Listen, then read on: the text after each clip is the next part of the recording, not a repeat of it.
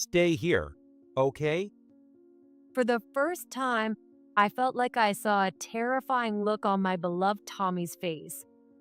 When I flinched and let go of his hand, the door above me slammed shut. A dreadful sound echoed. The door was locked. I was trapped in a dark basement, wanting to scream but unable to, because I was holding a baby in my arms.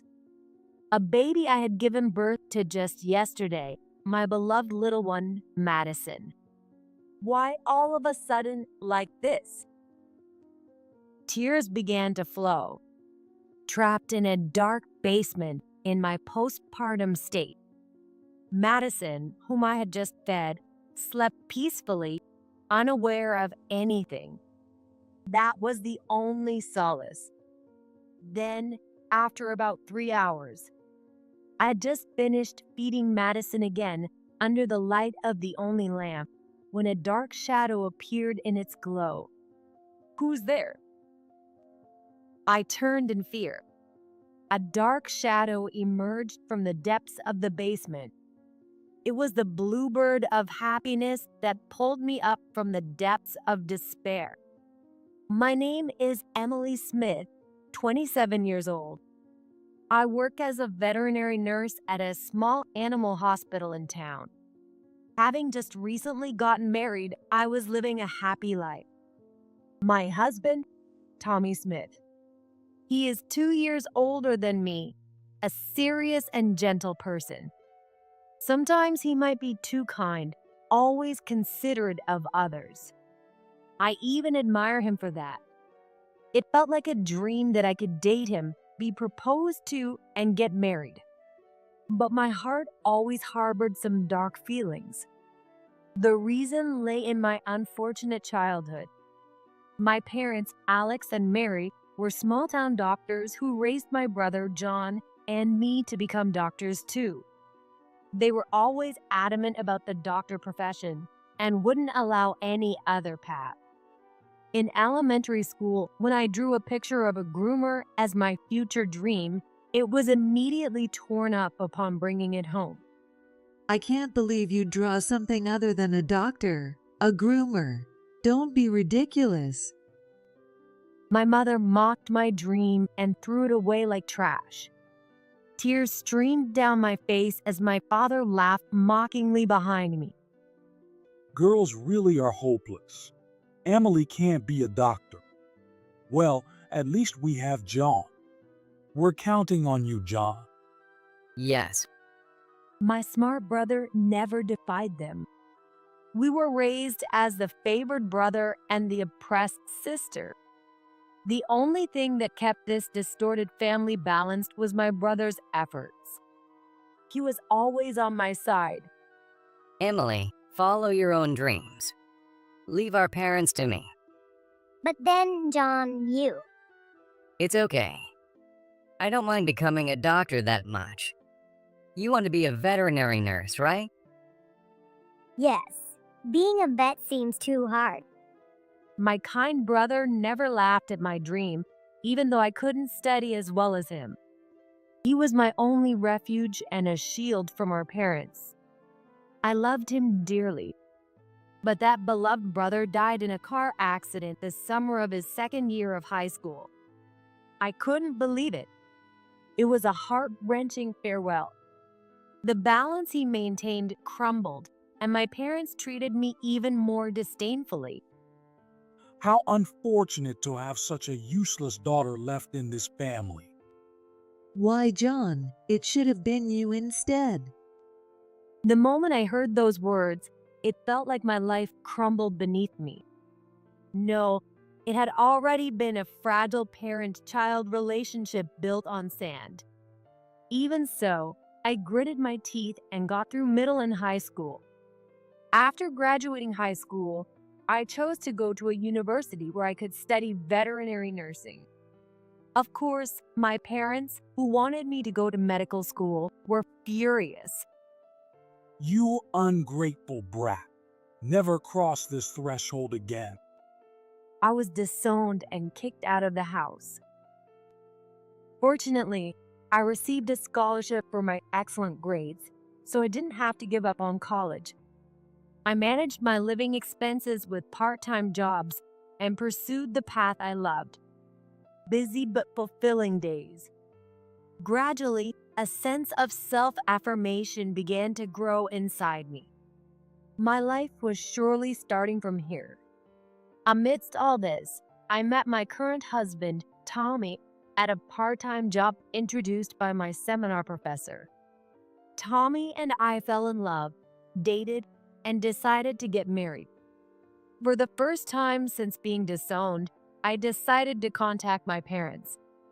I thought I should inform them about my marriage, but it turned out to be a mistake. Marriage?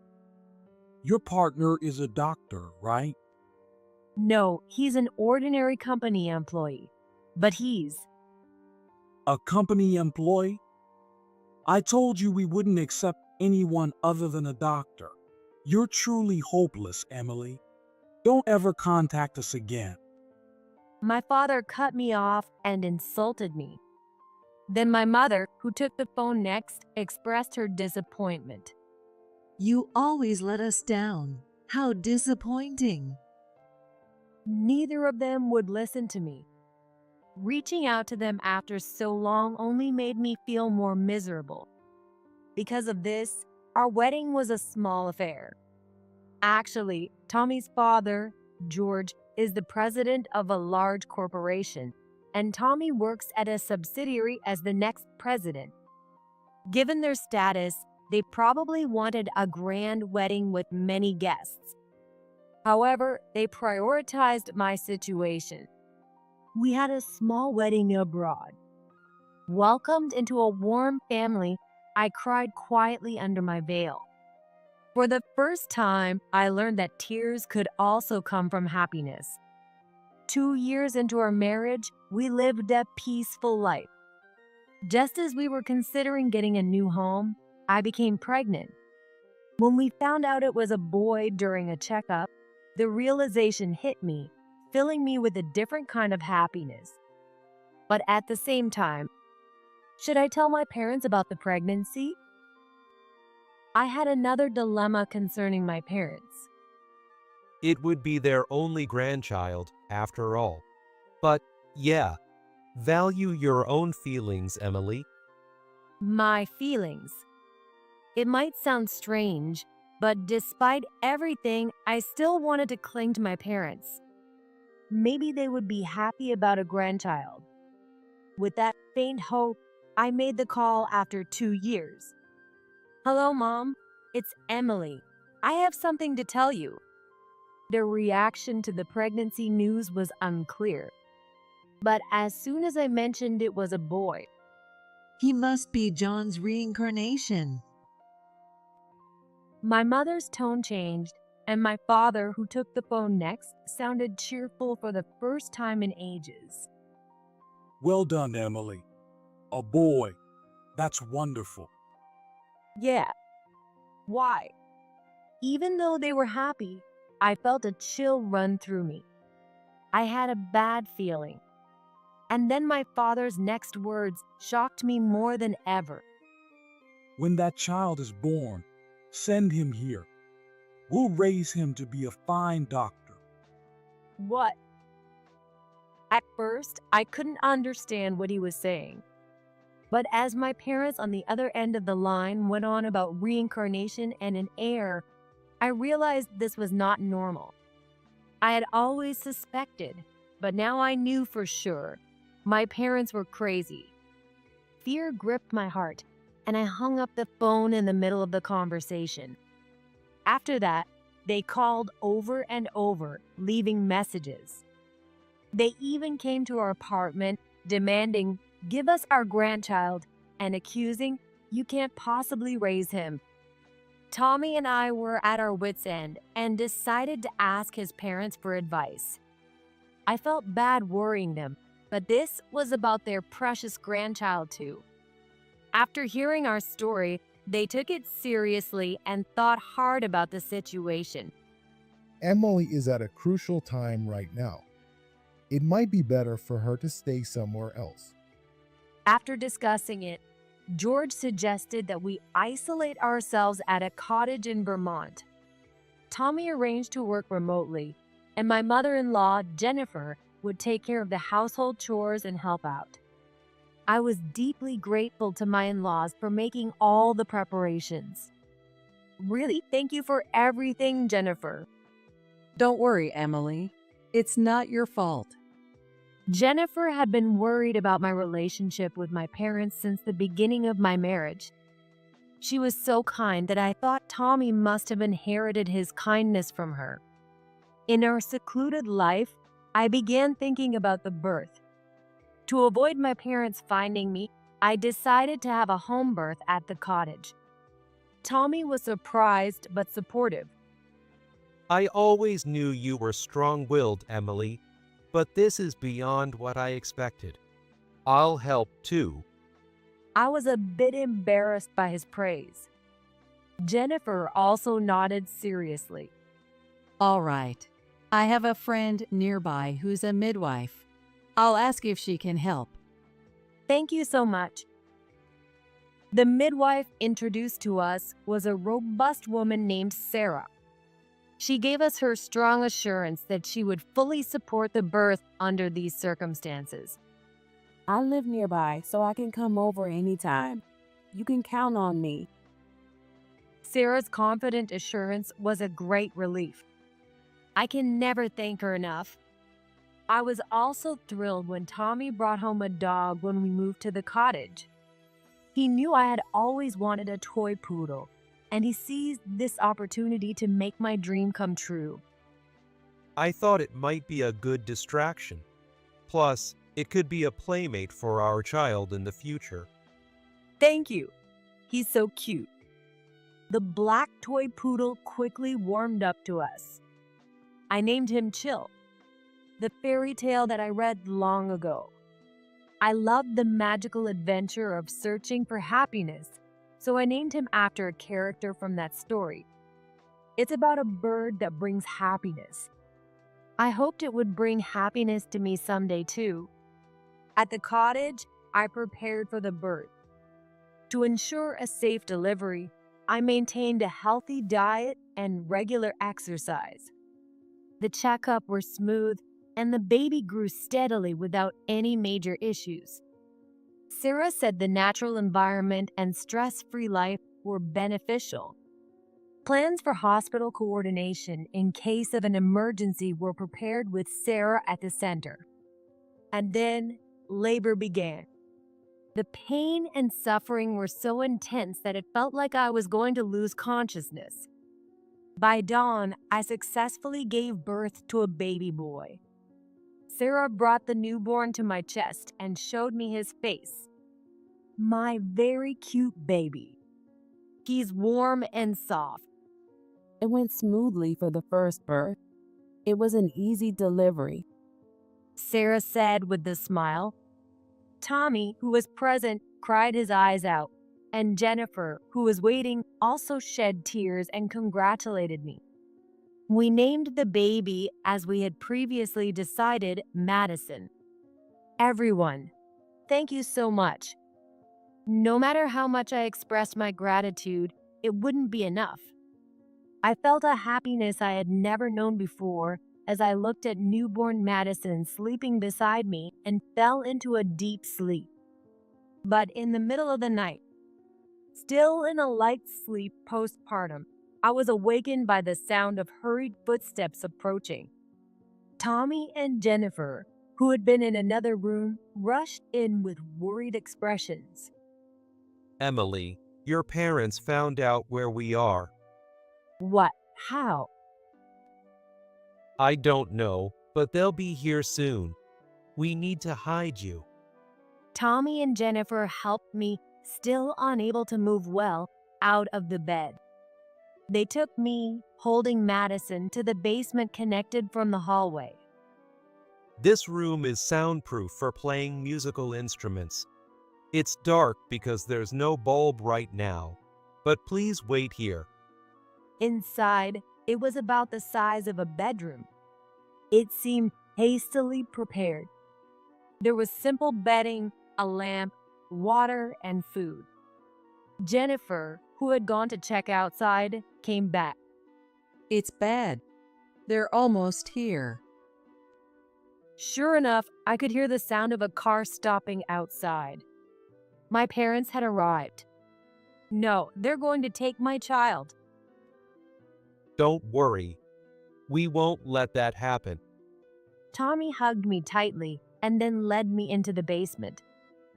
Stay here, okay? Tommy's face was unusually stern. Frightened by his expression, I let go of his hand, and the door was shut and locked. Why all of a sudden like this? I couldn't believe I had to hide in a basement right after giving birth. I was about to cry, but Madison let out a small cry, and I hurried to soothe him. Yes, I had to be strong for him. I calmed my nerves and focused on comforting Madison. About 3 hours passed. I had just finished nursing Madison when I looked at the unopened door above me. A shadow appeared in the light from the lamp. Who is it?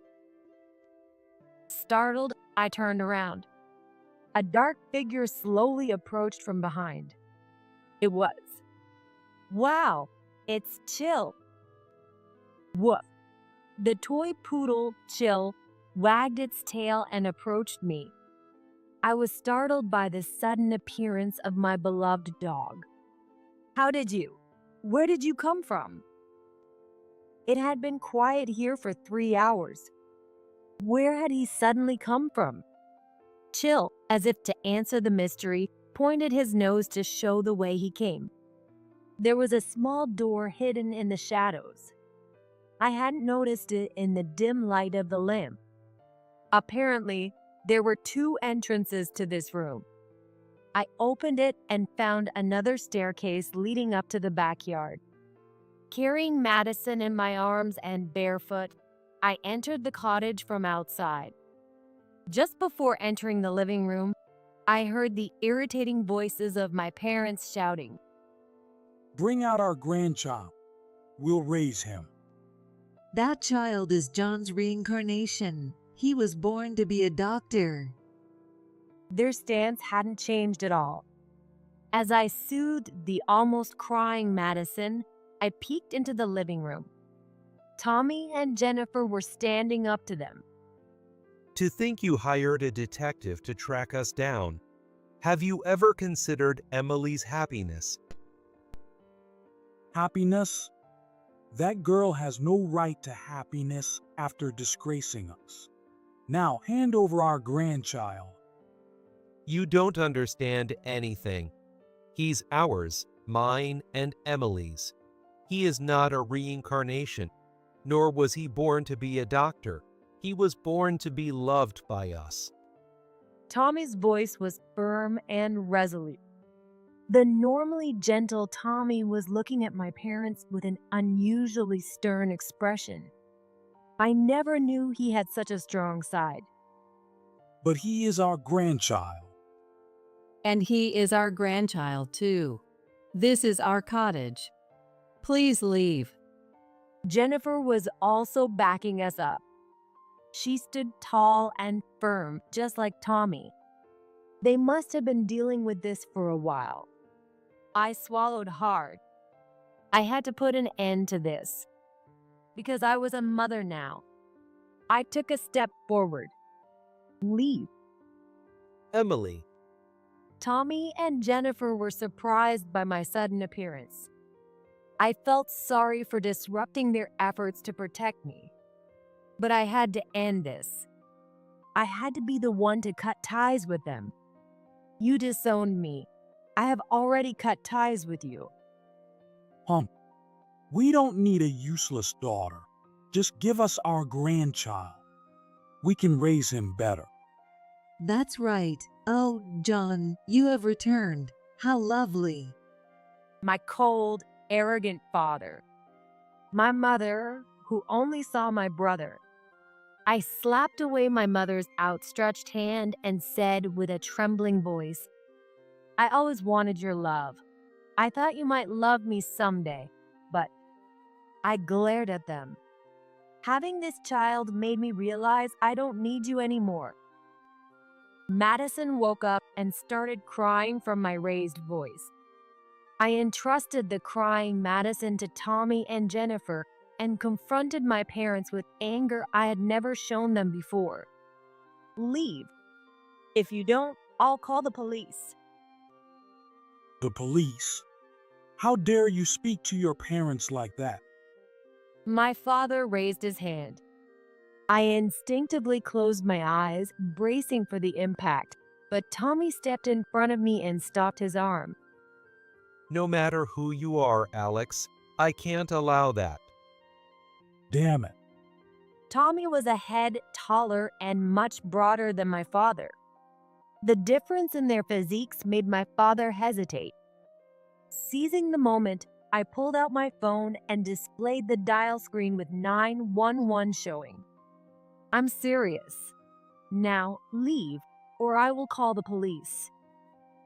I was trembling slightly, but I stood firm so they wouldn't notice. Finally, my parents seemed to be overwhelmed by our resolve. They turned and started to leave the living room. They were shouting something at the entrance, but I couldn't make out the words. The tension drained out of me, and I collapsed on the spot. Emily, are you okay? I'm fine.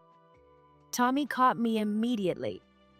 Confronting my parents right after giving birth had taken a lot out of me. But for some reason, my heart feels clear and bright. For the first time, I had confronted my parents with my true feelings. A sense of liberation made me smile naturally, and Tommy gently smiled back. Chill also came over and licked my cheek. I'm so glad you came. Thank you, Chill. Chill responded with a bark, whether he understood or not. But it was because of him that I left the basement and faced my parents. The rebellion against my parents that I could never manage before. The one who gave me the courage to do it was this little one, my happy bird. Feeling safe, I fell asleep in Tommy's arms. The next day, Sarah, who had come back to check on us, was furious when I explained what had happened. Oh my, I can't believe that happened. From now on, I'll stay overnight with you, Emily. If they come back, I'll chase them away.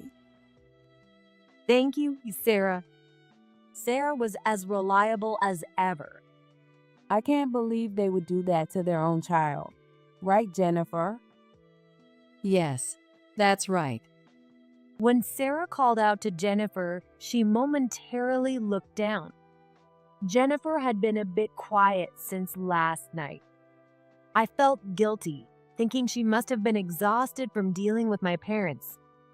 Tommy, meanwhile, was busy during the day with Madison's birth certificate and preparing our new home. We also decided to apply for restrictions on access to our family register and resident records to keep our new address hidden from my parents. This might take some time, but Tommy was determined to do everything we could.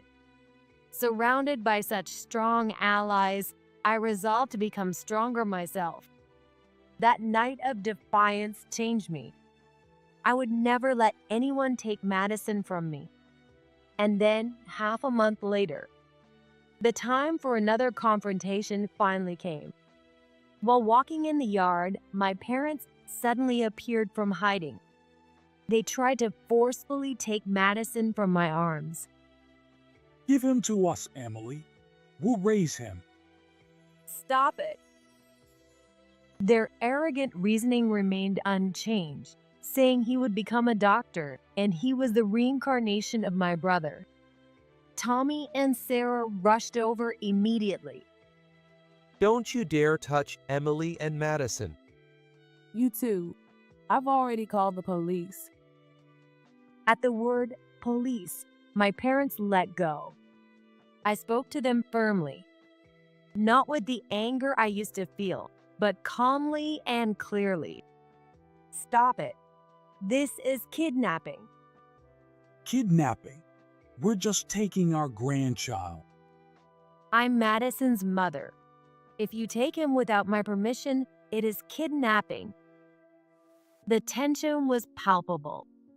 In the past, I would have cowered before my parents. But I was no longer their daughter. I was Madison's mother. For the sake of my new family, I would stand up even to my own parents. I had prepared myself for the day they would inevitably come, and I was no longer afraid. Silence filled the air. Eventually, the police car actually arrived, and my parents fled in a hurry. You actually called the police? Ungrateful child. As they ran away, Jennifer captured the entire scene on camera from a distance. We had planned to gather evidence if they ever showed up again. The video, along with the police witness statements, served as irrefutable evidence, allowing us to smoothly obtain restrictions on access to our family register and resident records. The official at the office even expressed sympathy, saying that must have been tough, implying how awful my parents looked on video. Watching the video, I thought they looked despicable. I wanted to hug my younger self, who had once yearned for their love. A month later, we moved into the new houses Tommy had prepared. It was a large, 2-story house with a garden, including a dog run for chill at my request. A lovely yard also had a swing for Madison to play on in the future. Although our ties to my parents weren't completely severed, we had created a physical distance. They no longer knew where I lived, and I could finally focus on raising Madison in peace. Days passed calmly, though busy with childcare. Jennifer and George would occasionally visit and dote on Madison. Eventually, Madison turned 3 and grew significantly. Now he is a beloved child, living happy days. One day, Tommy showed me an article on the internet. Hey, Emily, doesn't this look like it's about your parents? What? The news on his phone was about a local doctor in my hometown who had been embroiled in an SNS scandal. The controversy started when someone called out the doctor on social media for being arrogant and uncaring towards patients during consultations. Normally, such complaints might not make the news, but my parents made things worse by arguing on social media. Their back and forth bickering attracted public attention, turning into a major issue. They responded to negative reviews but ignored positive ones, further damaging their reputation. Their arrogance wasn't directed only at me, but also at their patients. They fueled the fire, leading to a loss of trust. As I read on, I found out that they had closed their practice. A local private clinic's reputation is everything. They couldn't sustain it. I have no words. For just a scandal to lead to such a downfall. Perhaps their reputation in the community was never that good, and they didn't have many patients to begin with. That might be why they were so desperate for an heir to revive their practice. My parents, who had been forcing me to become a doctor since I was little. I may never understand what drove them to such behavior, but lately I think it's okay not to try. They wanted to make their children and grandchildren clean up their mess. They really only thought of themselves. Seeing me distressed, Tommy spoke to me with concern. I'm sorry for bringing this up. Maybe I shouldn't have told you. No, it's good to know. Thank you. I won't worry about my parents anymore. However, thinking about them did make me worry about the future. I had a feeling they might do something else, so I decided to talk to Tommy about it. And a few months later, my parents indeed showed up at Tommy and George's company. Although they didn't know our new address, they knew where Tommy worked, as I had told them when we got married. It was my mistake for clinging to them back then, but it seemed they had targeted this place. But they didn't get to see me. We had anticipated they might come, and we had made plans. If they showed up, Madison and I would stay out of sight. They would get one chance to explain themselves. Everything would be handled in the CO's office. Here's what happened, as I heard later. What do you want, Alex Mary? What did you say? You have cut ties with Emily, so you're nothing to me either. He had grown stronger because of this incident. With George watching over him, he confronted my parents as the future CO and demanded to know why they had come. As expected, they were asking for money. Their private practice had closed down, and they had no connections to get hired at another hospital. This was likely due to their personalities. They thought they could open a new practice in another town. They came to Tommy and his company to borrow money for the startup costs. The term shameless seemed to fit them perfectly. $100,000. No, $50,000 will do. We'll pay back the money properly. That's right. Think of it as a favor. We'll give up on Madison, okay? Just then, Jennifer entered the CO's office, having been informed of the situation. She spoke firmly. You too. Enough is enough. We won't lend you a single penny. Have some shame. Jennifer's fierce rebuke stunned my parents. She then revealed her trump card. I have many contacts in the medical field. Some hold significant positions. What? Jennifer mentioned several names of people she knew as friends. Each one was a well-known figure in the medical community, and my parents' faces quickly turned pale. She had already informed them of my parents' misdeeds and character. They had arranged to exert pressure to prevent any new practice from opening. Why do you have that power? If you interfere with my son's family's happiness, we will go to any lengths to stop you.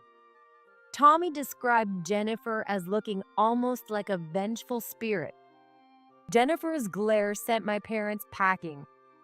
They were immediately added to the company's list of suspicious individuals, ensuring they would never be allowed inside again. Jennifer's connections in the medical community were no bluff. Thanks to her information, my parents still haven't been able to reopen their practice. But why is Jennifer so willing to help us? The reason Jennifer was putting everything on the line to protect us. Tommy explained it to me. Jennifer, like me, had also cut ties with her parents. Her past, filled with hardships, was even more harrowing than mine. Until she met and married George, she had given up on her own happiness. I remembered a conversation from 3 years ago between Sarah and Jennifer. I can't believe anyone would do that to their own child. Right, Jennifer? Yes, that's right. Jennifer's tired expression back then. It was the exhaustion from recalling her own past. Now, Jennifer works as an accountant. With many doctors as clients, she was able to handle situations like this. Sarah, who helped during my delivery, is well known in the midwifery community and also offered her support.